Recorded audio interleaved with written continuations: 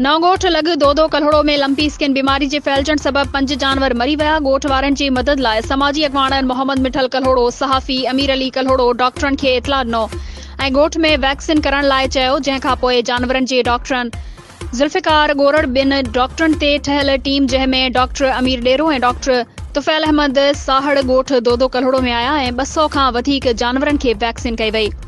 उन खां पोइ ॻोठ वारनि सहाफ़ियुनि सां ॻाल्हाईंदे चयो आहे त असांजे जानवरनि खे वैक्सीन कई वई, जेको तमामु बहितर कमु थियो। असां शुक्रगुज़ार आहियूं समाजी अॻवाननि ऐं डॉक्टरनि जा, जिन उन ॾुखे वक़्त में अची असांजी मदद कई। जंहिं ते सहाफ़ी पारां सवाल कयो वियो त वैक्सीन जा डॉक्टर अव्हां खां घणा पैसा वरिता, त उते मौजूद जमालुद्दीन अनवर अली हैदर कल्होड़ो चयो त असां खां वैक्सीन जो कोई पैसा न वरिता विया आहिनि ऐं वैक्सीन फ्री में कई वई आहे।